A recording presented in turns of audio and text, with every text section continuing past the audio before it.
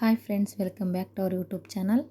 ನಾನು ಈ ವಿಡಿಯೋನ ಮಧ್ಯಾಹ್ನ ಸ್ಟಡಿ ಮಾಡ್ತಾ ಇದ್ನಲ್ವ, ಆವಾಗ ವಿಡಿಯೋ ಮಾಡ್ಕೊಂಡು ನನ್ನ ಮಗಳನ್ನು ಕೂಡ ಸ್ವಲ್ಪ ಹೊತ್ತು ಮಲಗಿಸ್ಬಿಟ್ಟು ಇವಾಗಲೇ ಸ್ವಲ್ಪ ಟೈಮ್ ಸಿಕ್ತಾಗಲೇ ಓದಿದ್ರಾಯ್ತು ಅಂತ ಈಗ 2 ದಿನ ಸರಿಯಾಗಿ ಓದೋಕ್ಕೂ ಆಗಲಿಲ್ಲ, ಜೊತೆಗೆ ವೀಡಿಯೋನೂ ಕೂಡ ಮಾಡಲಿಲ್ಲ. ಸೊ ಇವತ್ತು ಸ್ವಲ್ಪ ವೀಡಿಯೋ ಮಾಡಿ ಹಾಕೋಣ, ಹಿಂಗೂ ಸ್ಟಡಿ ಮಾಡ್ತಿದ್ನಲ್ಲ ಅಂತ ವೀಡಿಯೋನೂ ಕೂಡ ಸ್ಟಾರ್ಟ್ ಮಾಡ್ಕೊಂಡೆ. ಸೊ ಫ್ರೆಂಡ್ಸ್, ಯಾರಾದರೂ ವಿಡಿಯೋನ ಸಬ್ಸ್ಕ್ರೈಬ್ ಮಾಡ್ಕೊಂಡೆ ನೋಡ್ತಾ ಇದ್ದೀರಾ, ಪ್ಲೀಸ್ ಸಬ್ಸ್ಕ್ರೈಬ್ ಮಾಡ್ಕೊಂಡು ಕೂಡ ನೋಡಿ. ಹಾಗೆ ಈ ಒಂದು ವಿಡಿಯೋ ನಿಮಗೆ ಹೇಗೆ ಅನ್ನಿಸ್ತಾ ಇದೆ, ಇಷ್ಟ ಆಯಿತಾ ಅನ್ನೋದನ್ನು ಕೂಡ ನನಗೆ ಕಮೆಂಟ್ಸ್ ಮಾಡಿ. ಇಷ್ಟ ಆದರೆ ಲೈಕ್ ಮಾಡಿ ಫ್ರೆಂಡ್ಸ್, ಮತ್ತು ಶೇರ್ ಮಾಡೋದನ್ನು ಮರಿಬೇಡಿ. ಸೊ ಫ್ರೆಂಡ್ಸ್, ಇವತ್ತು ನಾನು ಜಸ್ಟ್ ಇವಾಗ ವಿಡಿಯೋ ನೋಡಿದ್ನಪ್ಪ. ಮಧು ಬಂಗಾರಪ್ಪನವರು ಎಷ್ಟು ಆ ಟೆನಿಸ್ ಕಾಸ್ಟು ನಾನು ಜೂನ್ಗೆ ಶಿಕ್ಷಕರನ್ನು ತಗೊಳ್ತೀನಿ ಅಂತ ತುಂಬ ಕಾನ್ಫಿಡೆನ್ಸಾಗಿ ಹೇಳಿದ್ದಾರೆ. ಇವಾಗಿನ ವಿಡಿಯೋ ಬಂದಿದೆ, ಯಾಕಂದರೆ ಇವಾಗ ಈ ಫೆಬ್ರವರಿ 12ಕ್ಕೆ ನೋಟಿಫಿಕೇಷನ್ ಬಿಡ್ತೀನಿ ಅಂತ ಏನೋ ಹೇಳಿದ್ರು ಅಂದರು. ಸೊ ಅದಕ್ಕೆ ಅವ್ರ ಹತ್ರ ಮಾತಾಡಿದಾಗ ಅವರು 13-14ಕ್ಕೆ ಎಲ್ಲ ಪ್ರೋಸೆಸ್ ಎಲ್ಲ ಮುಗೀತಾಯಿತು, ಏನೋ ಕೋರ್ಟಲ್ಲಿ ಜಡ್ಜ್ಮೆಂಟ್ ಬರುತ್ತೆ, ಅದು ಮುಗಿದ ತಕ್ಷಣ ನಾನು ನೋಟಿಫಿಕೇಷನ್ ಮಾಡಿ ನಮ್ಮಲ್ಲಿ ಏನೇನು ಕೆಲಸಗಳು ಮಾಡಬೇಕು ನೋಟಿಫಿಕೇಷನ್ ಮಾಡೋಕ್ಕೆ ಅದನ್ನೆಲ್ಲ ರೆಡಿ ಮಾಡಿ ಇಟ್ಕೊಂಡಿದ್ದೀವಿ. ಅವರು ಜಡ್ಜ್ಮೆಂಟ್ ಬಂದ ತಕ್ಷಣ ನಾವು ನೋಟಿಫಿಕೇಷನ್ ಬಿಟ್ಬಿಟ್ಟು 10,000 ಶಿಕ್ಷಕರನ್ನ ತುಂಬ್ತೀನಿ ಅಂತ ಹೇಳಿದ್ದಾರೆ.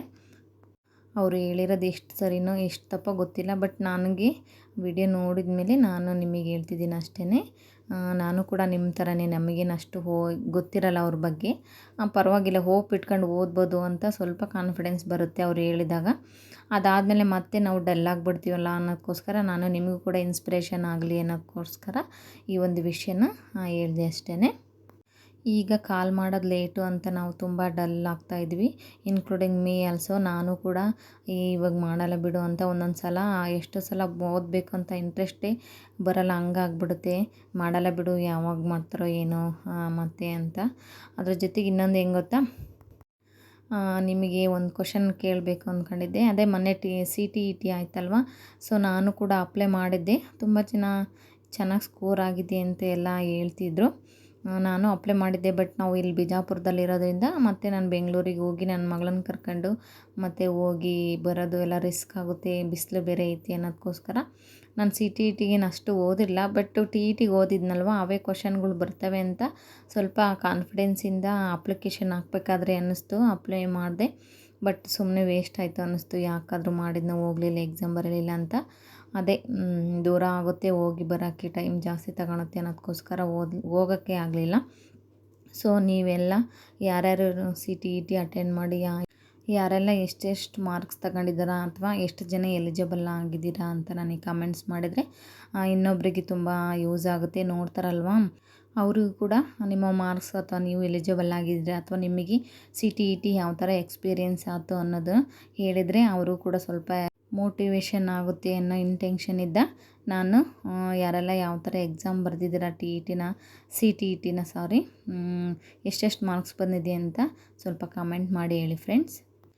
ಅಂತೂ ಇಂತೂ ಏನೋ ಫೆಬ್ರವರಿ ಮಾರ್ಚಲ್ಲಿ ಕಾಲ್ ಮಾಡಿರಂತೂ ಈ ಗೆಸ್ಟ್ ಟೀಚರ್ಗಂತೂ ತುಂಬ ಅನುಕೂಲ ಆಗುತ್ತೆ. ಯಾಕಂದರೆ ಈಗ ಮಾರ್ಚಲ್ಲಿ ನೋಟಿಫಿಕೇಷನ್ ಕರೆದ್ರೂ ಕೂಡ ಅವ್ರಿಗೆ ರಜೆ ಸಿಗುತ್ತೆ. ಒಂದು 2 ತಿಂಗಳಾದ್ರೆ ಅಟ್ಲೀಸ್ಟ್ ಆಲ್ರೆಡಿ ಓದಿದ್ದಾರೆ TETಗೆಲ್ಲ. CTET ಕೂತ್ಕೊಂಡು ಸ್ವಲ್ಪ ರೈಟಿಂಗ್ ಎಲ್ಲ ಪ್ರಾಕ್ಟೀಸ್ ಮಾಡಿದ್ರೆ ತುಂಬ ಯೂಸ್ ಆಗುತ್ತೆ. ಸೊ ಅದಕ್ಕೆ ಗೆಸ್ಟ್ ಟೀಚರ್ ಕೂಡ ಆರಾಮಾಗಿ CETಗೆ ಓದೋಕ್ಕೆ ಟೈಮ್ ಕೂಡ ಸಿಗುತ್ತೆ ಅಂತ ಅನ್ಕೋತೀನಿ. ಯಾಕಂದರೆ ರಜದಲ್ಲಿ ನೋಟಿಫಿಕೇಷನ್ ಮಾಡಿದ್ರಂತೂ ಇನ್ನೂ ಅನುಕೂಲ ಆಗುತ್ತೆ. ಇವಾಗ ನಾವು ಅವಾಗ ಕಾಲ್ ಮಾಡಲಿ ಅಂತ ವೆಯ್ಟ್ ಮಾಡ್ತಿದ್ದೆ ಅಲ್ವಾ. ನಾನು ಕೇಳೋದೊಂದು ಕ್ವಶನ್ ಏನಪ್ಪ ಅಂದರೆ, ಯಾರೆಲ್ಲ ನಾಳೆನೇ ನೋಟಿಫಿಕೇಷನ್ ಆದ್ರೂ ಕೂಡ ನಾನು 100% ನಾನು ಸ್ಟಡಿ ಮಾಡಿದ್ದೀನಿ, ಎಲ್ಲಿ ಕೇಳಿದ್ರು ನಾನು ಓದ್ತೀನಿ ಬರಿತೀನಿ ಅನ್ನೋಷ್ಟು ಕೆಪಾಸಿಟಿ ಎಷ್ಟು ಜನದ ಹತ್ರ ಐತೆ ಅನ್ನೋದನ್ನು ನನಗೆ ಕಮೆಂಟ್ಸ್ ಮಾಡಿ ಹೇಳಿ ಫ್ರೆಂಡ್ಸ್. ಈಗ ನಾಳೆನೇ ಕಾಲ್ ಮಾಡಿದ್ರು ನಾನು ಎಲ್ಲ ಓದಿದ್ದೀನಿ, ನಾಳೆನೇ ರೈಟಿಂಗ್ ಎಲ್ಲ ಪ್ರಾಕ್ಟೀಸ್ ಮಾಡಿದ್ದೀನಿ, ಬರಿತೀನಿ ಅಂತ. ಹಾಗೆ ಇನ್ನೊಂದೇನೆಂದರೆ, ಇಲ್ಲ ಪರವಾಗಿಲ್ಲ, 2 ತಿಂಗಳು 3 ತಿಂಗಳು ಬಿಟ್ಟು ಕಾಲ್ ಮಾಡಿದ್ರು, CET ಇನ್ನೂ ಇವಾಗ ಪ್ರಿಪೇರ್ ಆಗ್ತಾಯಿದ್ದೀವಿ, ಇನ್ನೊಂದು 2 ತಿಂಗಳು ಬಿಟ್ಟು ಕಾಲ್ ಮಾಡಿದ್ರು ಪರವಾಗಿಲ್ಲ, ಅನ್ನೋರು ಎಷ್ಟು ಚೆನ್ನಾಗಿದ್ದೀರಿ ಅಂತ ನನಗೆ ಕಮೆಂಟ್ ಮಾಡಿ. ನಮಗೆ ಕಾಂಪಿಟೇಷನ್ ಯಾವ ಥರ ಇದೆ, ಯಾವ ರೇಂಜಿಗಿದೆ ಅನ್ನೋದು ಗೊತ್ತಾಗುತ್ತೆ. ಏಕೆಂದರೆ ಎಷ್ಟು ಜನ ಓದಿದ್ದಾರೆ, ಎಷ್ಟು ಜನ ಇನ್ನೂ ಓದೋರಿದ್ದಾರೆ, ನಮಗೆ ಎಷ್ಟು ಜನ ಕಾಂಪಿಟೇಟರ್ ಆಗ್ತಾರೆ ಅನ್ನೋದು ನಮಗೆ ಸ್ವಲ್ಪ ಗೊತ್ತಾಗುತ್ತೆ ಅನ್ನೋದಕ್ಕೋಸ್ಕರ ನಿಮ್ಮನ್ನು ಕೇಳ್ತಾ ಇದ್ದೀನಿ.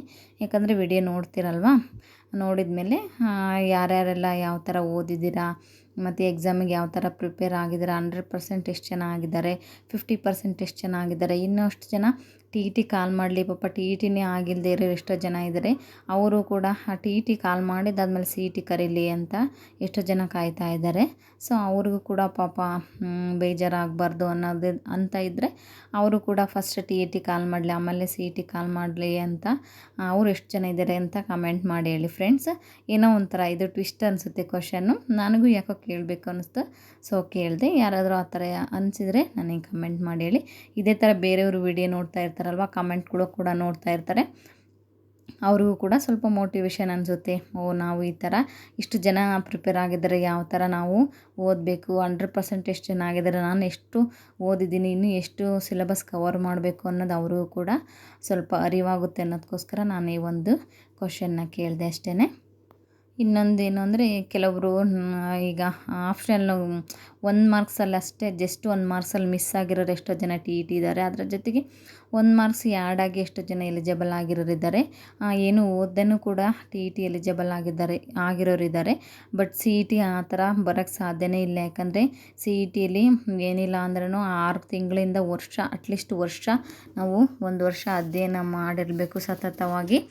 ನಮ್ಮ ಪರ್ಸ್ನಲ್ಲಾಗಿ ಎಲ್ಲ ವಿಷಯಗಳನ್ನು ಬದಿಗೊಟ್ಟು ನಾವು ಓದಿದರೆ ಮಾತ್ರ ಸಿ ಇ ಟಿ ಆಗೋಕ್ಕೆ ಸಾಧ್ಯ.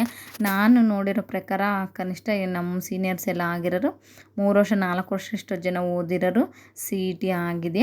ಅವರು ಹೇಳ್ತಾರಲ್ವ, ನಾವು ಆ ಥರ ಓದಬೇಕು, ಈ ಥರ ಓದಬೇಕು, ನಾವೆಲ್ಲ ಮ್ಯಾಪ್ ಇಟ್ಕೊಂಡು ಓದ್ತಾ ಇದ್ವಿ, ಅಷ್ಟು ರೈಟಿಂಗ್ ಪ್ರಾಕ್ಟೀಸ್ ಮಾಡ್ತಿದ್ವಿ, ಅಷ್ಟು ನೋಟ್ಬುಕ್ ಎಲ್ಲ ಮುಗಿಸಿದೆ ನಾನು ಅಂತೆಲ್ಲ ಹೇಳ್ತಾರೆ. ಮತ್ತು ಡೈಲಿ ಒಂದು 8ರಿಂದ 10 ಗಂಟೆ ನಾನು ಓದ್ತಾ ಇದ್ದೆ ಅಂತ ಕೂಡ ಹೇಳ್ತಾರೆ.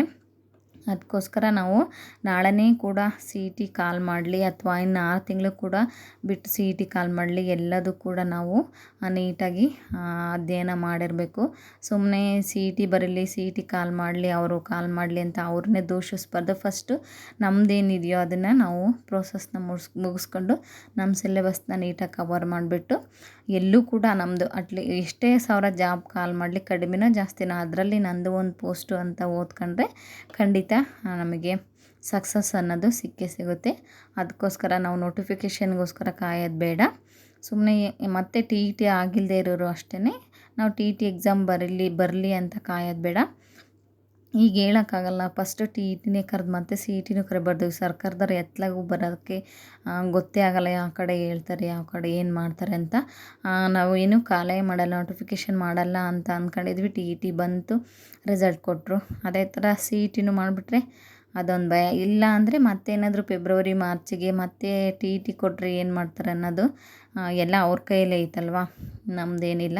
ನಮ್ಮದೇನೆಂದರೆ ಫಸ್ಟು ನಮ್ಮ ಸಿಲೆಬಸ್ನೆಲ್ಲ ಕವರ್ ಮಾಡಬೇಕು, ನೀಟಾಗಿ ನಾವು ಥರೋ ಆಗಿ ಅಭ್ಯಾಸನ ಮಾಡ್ಕೋಬೇಕು, ರೈಟಿಂಗ್ ಕೂಡ ಪ್ರಾಕ್ಟೀಸ್ ಮಾಡಬೇಕು ಅನ್ನೋದಷ್ಟೇ ನಮ್ಮದು ಉದ್ದೇಶ ಆಗಿರಬೇಕು.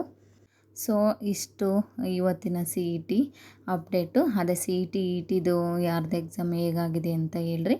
ಅದ್ರ ಜೊತೆಗೆ ಇನ್ನೇನು ಸಿ ಇ ಟಿ ನನಗೆ ಅನ್ಸಿದ ಮಟ್ಟಿಗೆ ಕಾಲ್ ಮಾಡ್ಬೋದು ಅನಿಸುತ್ತೆ. ಯಾಕಂದರೆ ಅವರು ಸುಮ್ಮನೆ ಹೇಳಲ್ಲ.